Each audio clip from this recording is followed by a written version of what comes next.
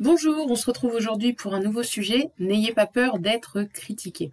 On a toujours peur lorsqu'on écrit son histoire et sa propre histoire et son expérience dans un livret d'eux, de mal faire les choses ou en tout cas que notre manière de faire, notre façon de fonctionner, notre expertise, quelque part le professionnel qu'on est, soit jugée et soit critiquée. Et pour le coup, la critique prend un sens péjoratif sur sa manière de fonctionner, sa manière de procéder, sa manière de faire. Euh, Vraiment, détachez-vous de cette peur de la critique parce que on sera toujours critiqué.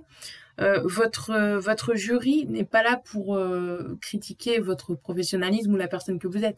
Il est simplement là pour évaluer votre manière de fonctionner, votre recul, votre expertise, votre professionnalisme, les différentes compétences que vous avez pu développer au regard de la certification que vous demandez et de dire ou pas si aujourd'hui, oui, vous méritez d'avoir le diplôme.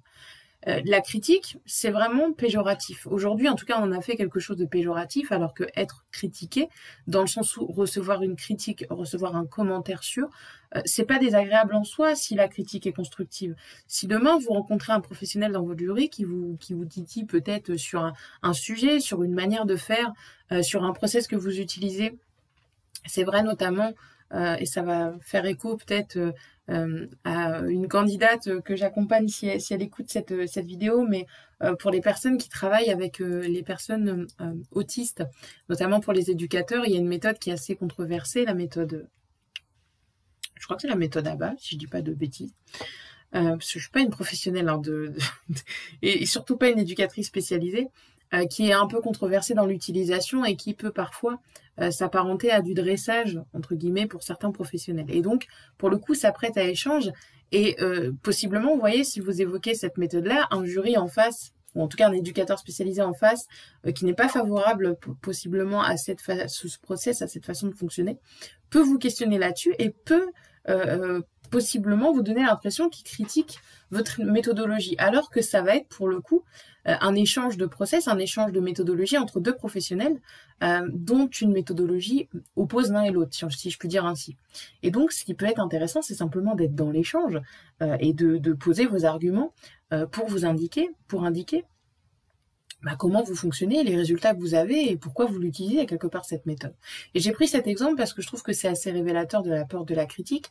Quand on a peur d'être critiqué, c'est qu'on a peur simplement d'être pointé sur un sujet où on sait qu'on n'est pas forcément bon ou en phase avec la chose. C'est de là, en règle générale, que naît cette peur d'être critiqué.